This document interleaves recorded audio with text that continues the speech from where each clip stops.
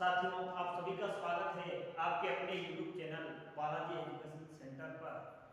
दोस्तों, सबसे पहले आप सभी को आज महात्मा गांधी जी की जयंती है और इन्हीं के साथ लाल बहादुर शास्त्री जी की जयंती है। तो दोनों महापुरुषों की जयंती की हार्दिक शुभकामनाएं, हार्दिक अभिनंदन।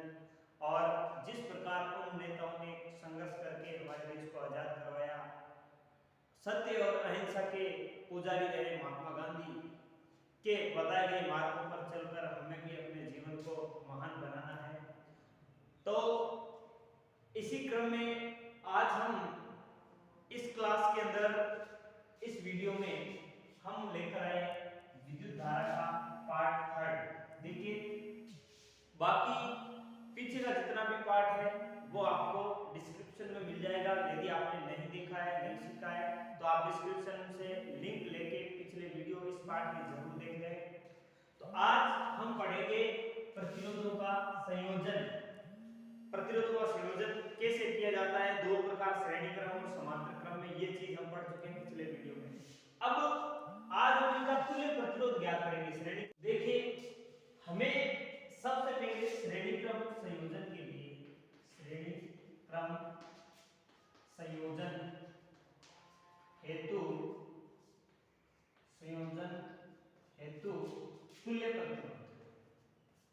तुल्य प्रतिरोध वो होगा R। क्या होगा? R। इसका मान हमें ज्ञात करना है। देखिए, श्रेणी क्रम संयोजन में धारा I का मान है वो रहता है स्थिर। क्या रहता है? स्थिर। किसी भी बिंदु पर आप अगर I का मान देखोगे तो श्रेणी क्रम संयोजन के अंदर पूरे परिपथ में धारा का मान एक समान बना रहता है और वो रहता है I। क्या रहता है? I। जबकि प्रत्येक बिंदु पर या प्रत्येक यहाँ पर आपके जो प्रतिरोध में वो V1, V2 और V3, मतलब जो V है, विभवांतर है, वो क्या होता है? परिवर्तनशील, बदलता रहता है, परिवर्तनशील।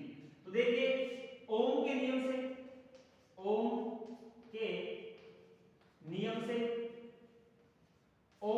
से क्या होता है?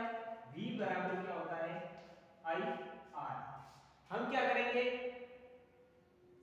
प्रत्येक बिंदु V1, V2 और V3 इसके लिए विभवांतर का मान ज्ञात करेंगे। तो V1, तो यहाँ धारा तो I है, प्रतिरोध क्या है? R1। तो V1 के लिए क्या हो जाएगा? V1 बराबर I R1। उसी प्रकार V2 के लिए क्या हो जाएगा? I R2। और V3 के लिए क्या हो जाएगा? I R3। ठीक है। अब हमें कुल विभवांतर ज्ञात करना है। कुल विभवांतर ज्ञात करो। कुल विभवांतर, क्योंकि ये बदल रही है ना, तो विभवांतर ज्ञात करो। विभवांतर का मान V बराबर हो जाएगा V1 plus V2 plus V3। अब V, ओम के नियम से V का मान रख दो I R बराबर V1 का मान ये यहां से IR1 प्लस V2 का मान ये IR2 प्लस V3 का मान IR3। अब देखो, कॉमन क्या आ रहा है? IR है कॉमन, तो ये IR है ही आपका, बराबर I कॉमन लिया, तो ये बता क्या कॉमन आ गया? इसमें भाग लगेगा, तो I में I का भाग एक बार, एक को R1 से गुणा किया, R1, फिर वही I से I कैंसिल R2 प्लस वही I से I कैंसिल R3। अब देखो, इन दोनों में इसको इधर भेजो तो ये आपस में क्या हो जाएगा? कैंसिल हो जाएगा। तो R बराबर क्या बचा? R बराबर R1 plus R2 plus R3, जो कि हमारा क्या है? श्रेणी क्रम के लिए तुल्य प्रतिरोध। ये तो हो गया श्रेणी क्रम के लिए, समझ में आ गया होगा। अब श्रेणी क्रम में तुल्य प्रतिरोध कैसे ज्ञात करते हैं? सबसे पहले आप इसका डायग्राम बनाइए। तीन प्रतिरोध R1, R2, R3 को वोल्टमीटर, एमीटर, कुंजी और बैटरी से जोड़ दीजिएगा। उसके बाद में आपको लिखना है कि श्रेणी क्रम संयोजन हेतु तुल्य प्रतिरोध। अब इसमें आपको सबसे पहले लिखना है I, वो स्थिर होती है, V क्या होती है? परिवर्तनशील होती है। तो अपन V का मान ज्ञात करेंगे, क्योंकि बदल कौन रहा है? विभवांतर बदल रहा है। V का मान ज्ञात करेंगे तो V को प्रत्येक बिंदु पर विभवांतर अलग अलग होगा। R1 के लिए V1 होगा, R2 के लिए V2 होगा, R3 के लिए क्या होगा? V3। तो अब क्या तीनों का अगर हम योग करेंगे तो इस परिपथ में कुल विभवांतर आ जाता है। तो v बराबर हो जाता है आपका v1 plus v2 plus v3। अब v1 का मान i तो सेम है तीनों जगह, यहाँ पर प्रतिरोध R1 है, यहाँ R2 है, यहाँ R3 है, तो v1 v2 v3 का मान हो जाएगा IR1 IR2 IR3। फिर कुल विभवांतर v बराबर v1 plus v2 plus v3, तीनों के विभवांतर को यदि आपस में ऐड कर दिया जाता है, जोड़ दिया जाता है, तो कुल विभवांतर आ जाएगा। अब v बराबर ओम के नियम से क्या होता है IR होता है, तो IR लिख दिया, v1 की जगह IR1, v2 IR2 plus v3 IR3। इनमें से कॉमन आ गया i से i कैंसिल हो गया, बचा क्या r बराबर r1 plus r2 plus r3। अब हम बात करते हैं आपके पार्श्व या समांतर संयोजन के अंदर हमारा जो तुल्य प्रतिरोध है वो किस प्रकार ज्ञात किया जाता है। देखो समांतर संयोजन में या पार्श्व संयोजन में क्या होता है कि यहाँ कौन स्थिर थी, धारा थी। अब समांतर संयोजन के अंदर आपके जो धारा है वो तो होगी परिवर्तनशील। कैसी होगी? परिवर्तनशील। और जो आपका विभवांतर होगा वो क्या होगा? स्थिर होगा। कैसा होगा? स्थिर। ये देखिए ये तीन प्रतिरोध हैं और इनको कौन से क्रम में जोड़ दिया गया है? पार्श्व क्रम में जोड़ दिया गया है। यहाँ पर आपका वोल्टमीटर आ जाएगा विभवांतर को दिखाने के लिए, ठीक है। और ये यहाँ पर आ जाएगी आपकी plus minus plus minus plus minus, ये बैटरी का चिन्ह है। इधर आ जाएगा आपका एमीटर प्लस माइनस, और ये यहाँ पर आ जाएगी पूंजी से। ये R1 है आपका, ये R2 है और ये आपका R3 है। यहाँ पर कोई बिंदु है जिनके बीच में ये समांतर या पार्श्व क्रम में जुड़े हुए हैं। ये डायग्राम बन गया तीन प्रतिरोध R1 R2 R3। अब इनमें देखिए क्योंकि यहाँ पर धारा यहाँ तक तो सेम है लेकिन यहाँ तीन रास्ते बन गए ना, तो इसकी धारा हो जाएगी I1, इसकी हो जाएगी I2 और इसकी हो जाएगी I3। यहाँ तक तो ये I रहेगी, यहाँ इस बिंदु तक तो I रहेगी, लेकिन यहाँ पर जाते ही ये I1 I2 और I3 में टूट जाएंगे, जबकि इनका विभवांतर यहाँ पर भी V होगा, यहाँ पर भी V होगा और यहाँ पर भी V होगा। तो वही है, सबसे पहले लिखेंगे समांतर क्रम में V स्थिर और I क्या होगी? परिवर्तनशील, बदल रही, तो परिवर्तनशील ये लीजिए। अब ओम का नियम लगा दीजिए। ओम के नियम से, क्योंकि हमें I याद करनी है, क्या याद करनी है? I परिवर्तनशील है ना, इसलिए I याद करनी है। ओम के नियम से V बराबर क्या होता है? I R। तो I बराबर क्या हो जाएगा?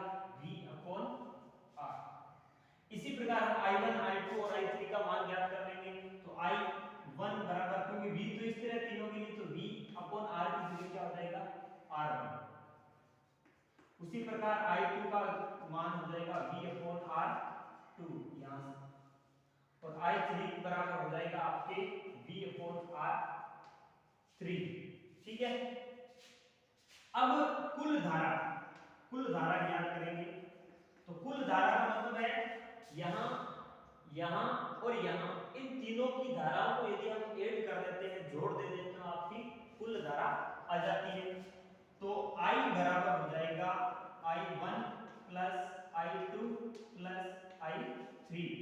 I बराबर वही V upon R is equal to V upon I1 के लिए V upon R1 plus I2 के लिए V upon R2 plus I3 के लिए V अपॉन R3।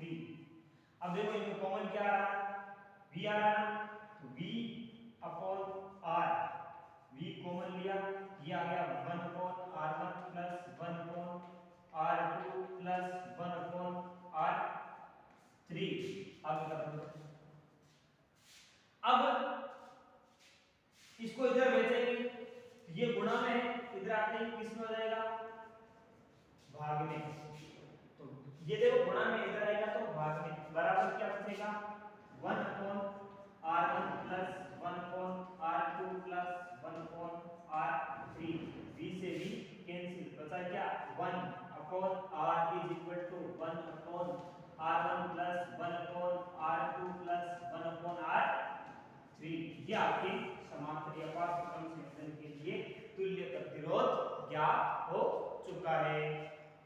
दोनों समझ में आ गए कि आपके श्रेणीक्रम संयोजन से हमने तुल्य प्रतिरोध ज्ञात किया, इसके बाद में समांतर क्रम संयोजन से भी तुल्य प्रतिरोध ज्ञात किया। अब हम पढ़ेंगे विद्युत धारा का तापीय प्रभाव। बहुत ही शानदार और बहुत ही इंपॉर्टेंट, परीक्षा की दृष्टि से सबसे ज्यादा महत्वपूर्ण चीज है। अब तापीय प्रभाव क्यों उत्पन्न होता है? क्योंकि आपको पता है जब आवेश गति करते हैं तो इलेक्ट्रॉन के बीच में क्या होती है? टक्कर होती है। टक्कर होने से ऊष्मा का क्षय होता है, ऊर्जा निकलती है, और ऊर्जा निकलने के कारण जो चालक होता है वो क्या हो जाता है? गर्म हो जाता है। तो विद्युत धारा का तापीय प्रभाव, देखिए मान लो कोई प्रतिरोध है इसका और कोई प्लेट से जुड़ा हुआ है, इस प्रकार है। हमें इसमें उत्पन्न होने वाली जो ऊष्मा है, हीट है, उसका मान क्या है? मान लो कोई चालकदार है जिसके अंदर Q आवेश t समय में प्रवाहित होता है। Q आवेश कितने समय में? t समय में प्रवाहित होता है, तो वहां विभवांतर क्या उत्पन्न होता है? V उत्पन्न होता है। तो किया गया कार्य, क्योंकि Q आवेश को हम ला रहे हैं तो वास्तव में विभवांतर क्या होता है? किया गया कार्य, एक आवेश को एक बिंदु से दूसरे बिंदु तक लाने में किया गया कार्य क्या होता है? V गुना Q। ठीक है। अब Q बराबर क्या होता है? क्योंकि हमने स्टार्टिंग में I बराबर पढ़ा था Q upon T। Q upon T ये यूनिट के स्टार्टिंग में हमने पहला ही सूत्र यही पढ़ा था, I बराबर Q अपॉन T। इकाई समय में प्रवाहित आवेश को विद्युत धारा कहते हैं। अब देखो I बराबर क्या हो गया? Q upon T। तो इससे I का ये आपका Q का मान क्या हो जाएगा? IT। तो Q बराबर क्या हो जाएगा? I Guna T। यहां देखिए अब V गुना Q बराबर ये यहां से IT। अब V बराबर क्या होता है? V बराबर ओम के नियम से होता है V बराबर I R। ये W बराबर चल रहा है आपका कार्य, और ये कार्य एक किसमें बदलेगा? ऊष्मा में बदल जाएगा। तो W बराबर V बराबर क्या होता है? I R Guna I Guna T। ये I को I से गुणा किया, क्या हो गया? I square R T। ये हो गया किया गया कार्य W। ठीक है। अब यही W बराबर क्या हो जाएगा यहाँ पर? H, क्योंकि किया गया कार्य किसमें बदल जाता है? ऊष्मा में बदल जाता है, इसलिए H बराबर आपका सूत्र हो जाएगा I स्क्वायर R T, जो सबसे इंपॉर्टेंट चीज मानी गई है इसकी। अब देखो हम I बराबर क्या लिखेंगे? I बराबर V अपॉन R। I बराबर V अपॉन R कहां से आया? ओम के नियम से। इस सूत्र में I बराबर V अपॉन R रखो, तो H बराबर V अपॉन R। I का स्क्वायर है तो इसका भी क्या करेंगे? स्क्वायर, और गुना R और T। ये हो जाएगा V square upon R square गुना R गुना T। आगे देखिए यहाँ पर, तो अब इसका स्क्वायर कर रहे हैं तो V का square V square upon R का स्क्वायर R स्क्वायर गुना R। तो एक R से एक R क्या हो जाएगा? कैंसिल हो जाएगा, तो बचेगा क्या? V स्क्वायर अपॉन R गुना T। तो दो सूत्र होते हैं, H बराबर I की फॉर्म में भी होता है और V की फॉर्म में भी होता है। I की फॉर्म में तो होता है H बराबर I स्क्वायर R T, और V की फॉर्म में होता है H बराबर V square R upon T, sorry V square upon R गुना T। ये सूत्र होता है इसका ऊष्मा का। अब ये तापीय प्रभाव कहाँ काम में आता है, कहाँ अनुप्रयोग किया जाता है? देखिए तापीय प्रभाव के कई सारे अनुप्रयोग हैं। हम जितने भी गर्म होने वाले उपकरण लेते हैं उन सब में ये नियम काम करता है, चाहे वो विद्युत केतली ले लो, चाहे विद्युत हीटर ले लो, विद्युत इस्त्री ले लो, इन सब में ये H का मान होने के कारण वो गर्म होते हैं, और तापीय प्रभाव विद्युत धारा के तापीय प्रभाव के कारण ये सारे उपकरण काम करते हैं।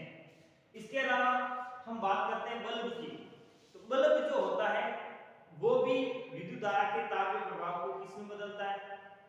प्रकाश से, तभी तो प्रकाश लाइट आती है।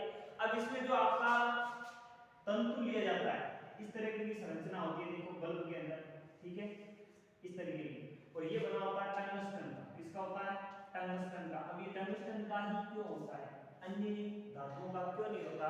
क्योंकि ये एक प्रदीप्त उत्पन्न करने वाली धातु होती है और इसके अलावा इसका जो गलनांक है वो बहुत ज्यादा हाई होता है, 3380 डिग्री सेंटीग्रेड या सेल्सियस, इतने ताप तक ये पिघलता नहीं है।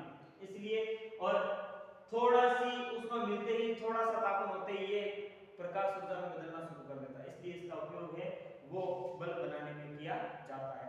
और इसके अंदर जो गैस भरी जाती है वो होती है आपकी नाइट्रोजन या ऑर्गन, दो गैसें होती है बल्ब के अंदर, दो गैसें भरी जाती है, ऑर्गन भी भरी जाती है आपकी नाइट्रोजन, तो ये अक्रिय गैसें हैं, किसी के साथ क्रिया नहीं करती।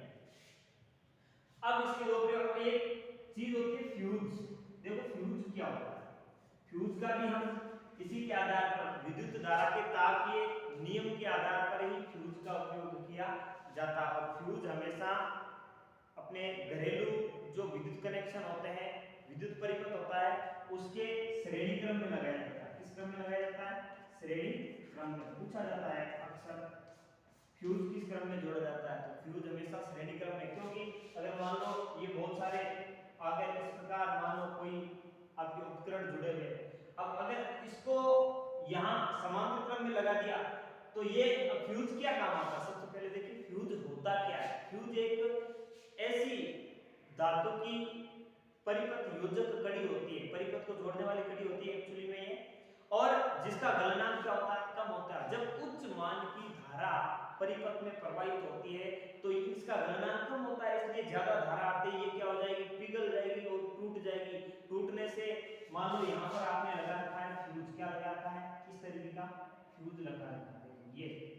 अब धारा का मान ज्यादा आएगा, हाई वोल्टेज पर अगर धारा आती है तो क्या आएगा? ये इसको अगर ये आगे पहुंच जाएगी तो ये सारे उपकरण जल जाएंगे, ठीक है, और पूरा जो सिस्टम है वो खराब हो जाएगा। लेकिन जैसे ही यहाँ धारा ज्यादा आएगी तो ये पिघल कर क्या हो जाएगा? टूट जाएगा, और टूटने से आगे धारा ली जाएगी, जिसके कारण ये उपकरण जलने से क्या हो जाएंगे? बच जाएंगे। इसलिए इससे तापीय नियम के आधार पर आपके किसका प्रयोग किया जाता है? फ्यूज का प्रयोग किया जाता है। अब हम बात करते हैं विद्युत शक्ति, पावर। पावर जो होता है वो क्या होता है? देखिए विद्युत शक्ति किसे कहते हैं? कार्य करने की दर क्या होती है? कार्य करने की दर को विद्युत शक्ति कहा जाता है। इसको P द्वारा प्रदर्शित करते हैं। P इसका साइन होता है, संकेत होता है। अब P बराबर क्या होता है? कार्य करने की दर, कार्य होता है W upon T, W upon T, और W बराबर हम जानते हैं क्या होता है? V गुणा Q, V गुणा Q, ये मान रहा यहाँ रखो, W की जगह लिखो V गुणा Q और अपॉन T। अब Q अपॉन T हमने पहले पढ़ा है, I बराबर क्या होता है? Q अपॉन T, तो I का ये Q अपॉन T की जगह क्या रख देंगे? I, तो P बराबर हो जाएगा V गुणा I, पहला सूत्र तो ये। अब देखिए V बराबर क्या है? V बराबर ओम के नियम से V बराबर क्या होता है? I R, ठीक है, तो P बराबर ये देखो V की जगह I R गुणा I, तो P बराबर हो जाएगा I स्क्वायर R। एक दो, ये दो सूत्र हो गए आपके, P बराबर VI और एक P बराबर I स्क्वायर R। अब हम बात करेंगे विद्युत शक्ति के मात्रक की। तो इसका मात्रक जो होता है वो होता है वाट। क्या होता है? वाट। शक्ति का मात्रक, ऐसा ही मात्रक जिसको बोलते हैं वो होता है आपका वाट, और इसको W से प्रदर्शित किया जाता है। अब क्योंकि P बराबर, इसका मात्रक कैसे अगर वास्तविक में देखा जाए, P बराबर क्या होता है? W अपॉन T, तो W का मात्रक होता है जूल बटा T समय, और समय का होता है सेकंड। अब एक वाट क्या होता है? एक वाट यदि किसी परिपथ में एक जूल कार्य एक सेकंड में किया जाता है, मतलब एक सेकंड में यदि किया गया कार्य एक जूल हो तो वहां शक्ति का जो मान है वो एक वाट कहलाता है। इसको जूल प्रति सेकंड भी बोलते हैं, जूल प्रति सेकंड। और ये बहुत छोटा मात्रक होता है, इसलिए इसका बड़ा मात्रक होता है किलोवाट। क्या होता है? किलोवाट। और 1 किलोवाट में होते हैं आपके 1000 वाट। और 1 किलोवाट को एक यूनिट भी कहा जाता है। अब एक यूनिट में कितने जूल होते हैं? एक यूनिट में जूल, क्योंकि ये 1 किलोवाट होता है, तो 1 किलोवाट मतलब 1000 गुणा। अब सेकंड, 1 घंटे में कितने सेकंड होते हैं?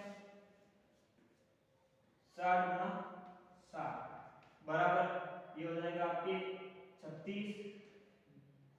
36 गुणा 10 की घात देखो 5, क्योंकि 1 2 3 4 और 1 5। अब इसको और हल करेंगे तो ये आ जाएगा 3.6 गुणा 10 की घात 6 जूल।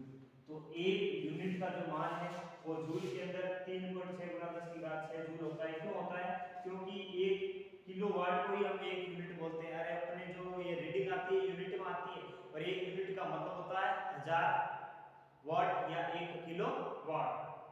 अब इसके अंदर ये 1000 गुणा, अब ये 60 गुणा 60 कहां से है? क्योंकि 1 घंटे में कितने मिनट होते हैं? 60। और 1 60 में कितने सेकंड होते हैं?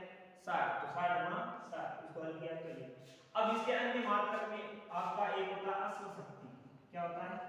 अश्व शक्ति। अश्व शक्ति में एचपी बोलते हैं हॉर्स पावर इसको, और एच इसमें होता है 746 वाट। तो इस पार्ट की लगभग समाप्ति हो गई। एक चीज और, हाँ इसमें देखो h बराबर हमने 2 सूत्र पढ़े थे। h बराबर एक तो था I स्क्वायर R T, और एक था h बराबर V square upon R T। और ये एक नियम है जिसको बोलते हैं जूल का तापन नियम। क्या बोलते हैं? जूल का तापन नियम। जूल के तापन नियम के अनुसार किसी परिपथ में उत्पन्न ऊष्मा उसकी धारा या उसमें प्रवाहित धारा के वर्ग के या उसमें उत्पन्न विभवांतर के वर्ग के क्या होती है? समानुपाती होगा। ठीक है ना? R समान होगा। तो आपका ये पार्ट कंप्लीट हो चुका है। तो सो गाइस आप बताएंगे कमेंट करके इस अध्याय में यदि कोई कमी है या कोई आप अपनी राय देना चाहते हैं तो कमेंट बॉक्स में लिखें। और इस पार्ट के पूरे वीडियो आपको इसके डिस्क्रिप्शन में मिल जाएंगे। तो आप इस वीडियो को ज्यादा से ज्यादा लाइक करें, शेयर करें और कमेंट करें। वीडियो को ज्यादा से ज्यादा शेयर करें और सब्सक्राइबर आप बढ़वाएं, क्योंकि सब्सक्राइबर कम आ रहे हैं। तो अपने दोस्तों, अपने भाई बहन जितने भी तैयारी करने वाले, 10th में पढ़ने वाले या 9th में से 10th में आने वाले, सबके लिए इंपॉर्टेंट है। इसलिए जय हिंद, जय भारत।